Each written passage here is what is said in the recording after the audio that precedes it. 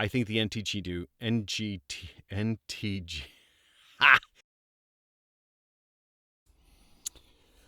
Oh, it's hot.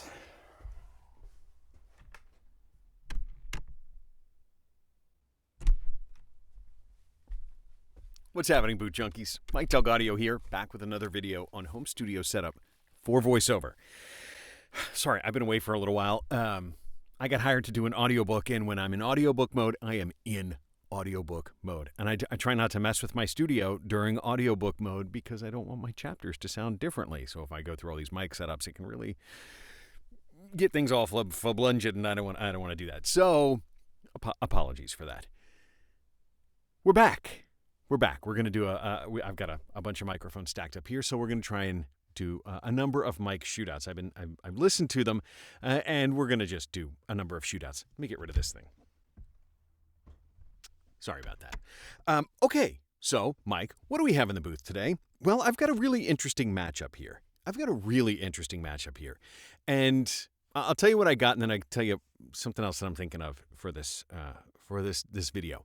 So what I have here, this is a microphone that's on loan to me from a fellow booth junkie. Mike, different mic, but another mic.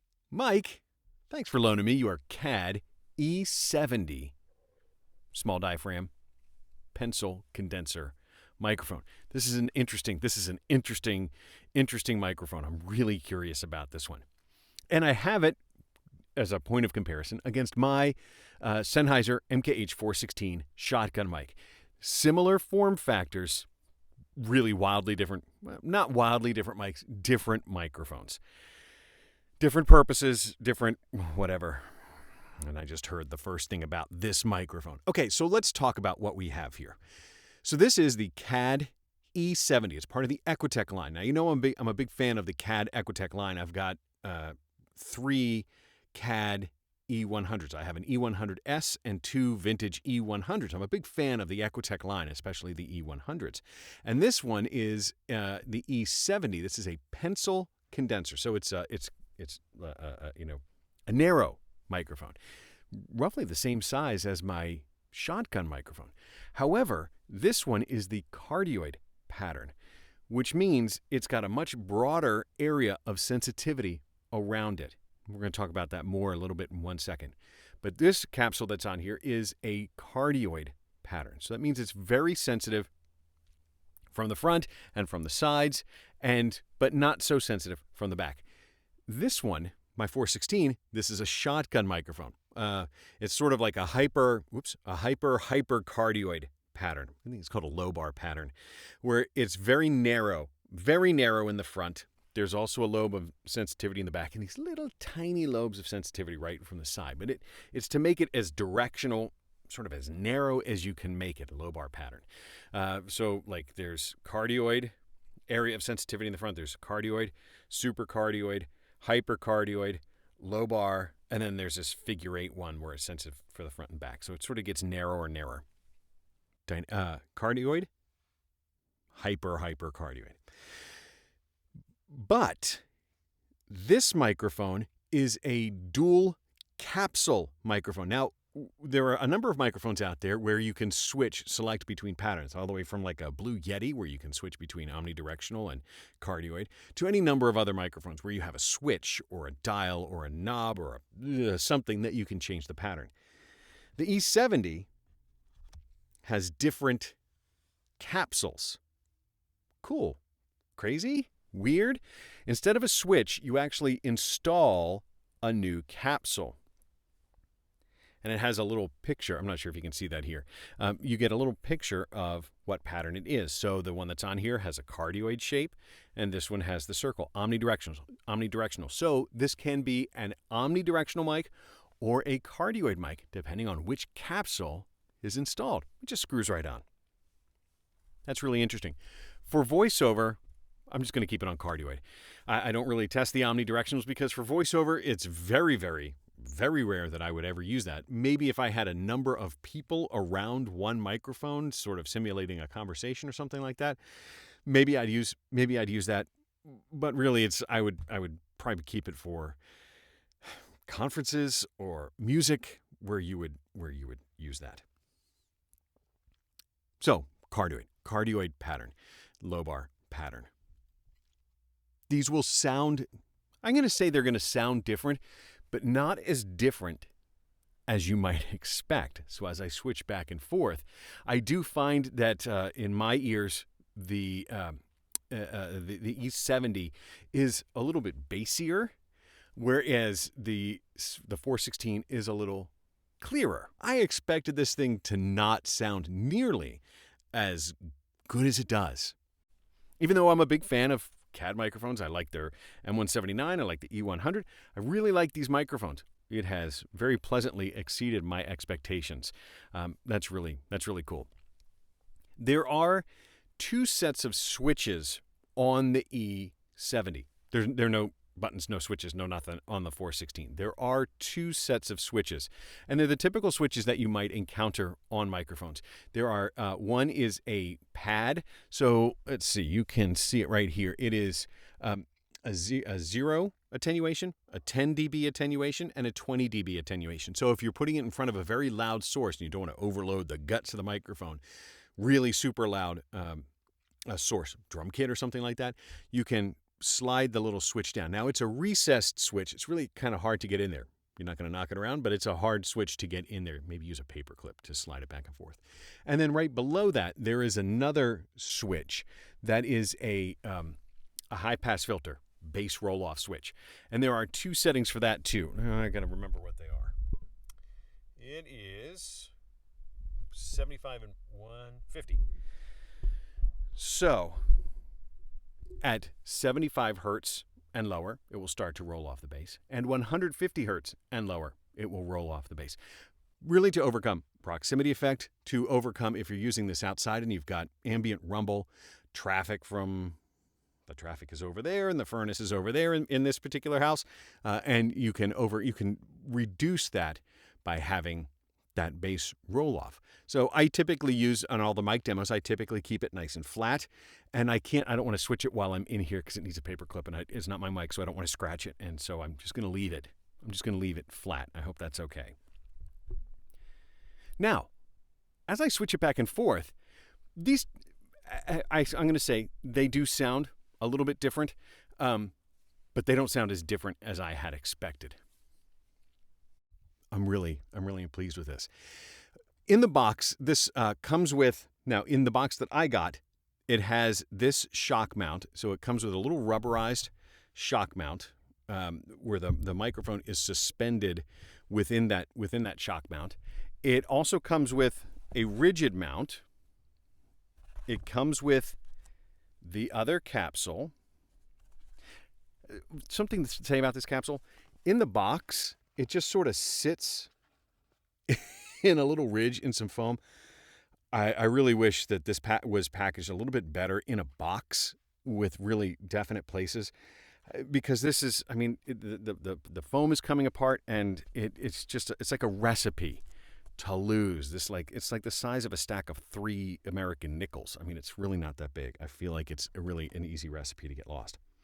It reminds me of the system. There's a video I have for a DPA microphone that's got an interchangeable capsule like that. It reminds me of that.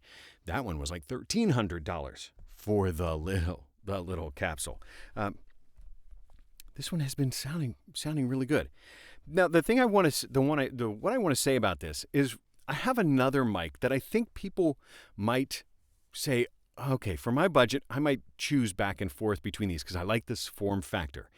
And so I also have a Rode NTG2 microphone. And I want to compare this one to the NTG2. So I'm going to go and install that in the mic. Got to turn off phantom power, so I'll be right back. I'm going to put the NTG2 in, and then I want to do another sound comparison, just so you can hear the difference. And I think you're going to be really pleasantly surprised by this E70. 1 second.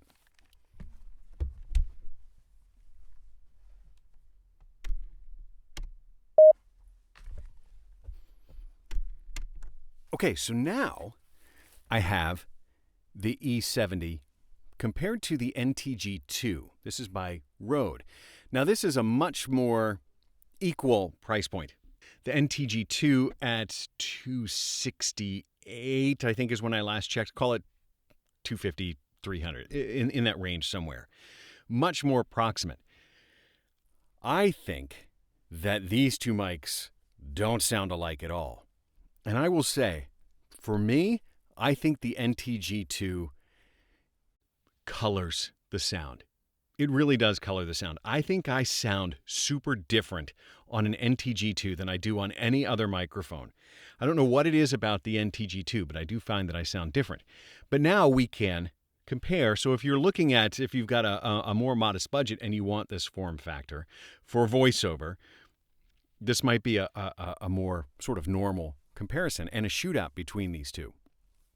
The thing I will notice, the thing I'll say about the E70, and I noticed it right in the beginning, and I'm really trying hard not to make it happen, but I have found that the little clown nose here, the little air filter, wind filter for this microphone, not particularly effective. It does let plosives through fairly readily because it's just not that dense. There's a little standoff that allows you to that keeps it off the capsule, but by the design, the capsule, the diaphragm seems to be right up against the little grill here, and so it does let plosives through. And I don't think that this little clown nose is as effective as it could be.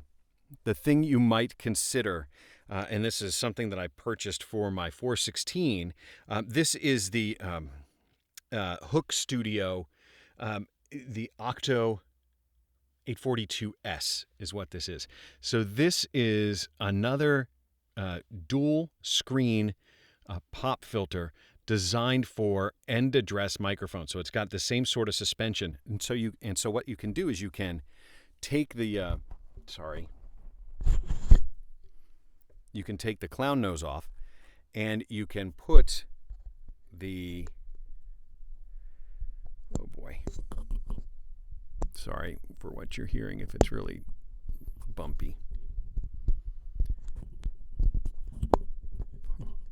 So I'm just going to put it gently on the end there. So you can use this rather low profile pop filter on the end of it, and I do find that this one is a little bit more effective than the clown nose. You still need good mic technique if you're going to be right up on this microphone, because the diaphragm is so close to the end of the mic. It will still be a bit more plosive, susceptible. But I've been pretty pleased with this 842 Hook Studio 842 for these end address mics. So for voiceover, where if you don't necessarily want to use the big foam filter, you can use one of these. Maybe you don't have a foam filter. Maybe your clown nose falls off or isn't very good. You can use this, and it does fit on very nicely. Really super cool. Thanks, Hook Studio. I bought it, but thanks for inventing it. It's really what I meant to say, because I hadn't seen one of these before. Somebody on Twitter recommended it to me several months ago. I bought it, and I've used it a few times. It's pretty cool. Pretty cool. So that's the one knock that I would say about the E70, but that's a pretty minor knock. I mean, you can always put a pop filter in front of it. So what do you think? Does the E70 sound different than the NTG2? I'm going to bet that you say yes. I think the the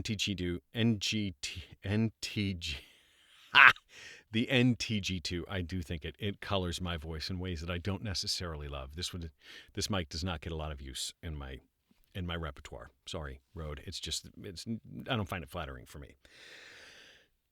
The CAD E70. Also, I apologize. My videos, it's going to be sweaty for a couple more videos because my air conditioning is broken and the booth gets hot. And so when the room isn't cool, the booth gets really hot. It's about 95 degrees in the booth. I told somebody on Twitter, fans make noise, but sweating silent. So I sweat. I just sweat in the booth. You know what? You get used to it. I will say that the little foam pads on the Sennheiser HD380 Pro, fairly sweat resistant, pretty good. I probably should have like the little puffies on there, but these only ever go for me. But I should probably get the little socks that fit over those, just because I have been sweating a lot in here. Nobody else should use these headphones. They're mine. Anyway, the CAD E70 Equitech line E70 microphone. Man, that's cool. Thanks, Mike, for sending this to me. I'm really grateful for it. Thanks for the opportunity. It'll go out to you tomorrow. That's it. I hope that helps. Now, go get yourself a pencil condenser, maybe, a shotgun, maybe. Get yourself a microphone so you can get in a booth, any booth, record something amazing. I'll talk to you next time. Thanks.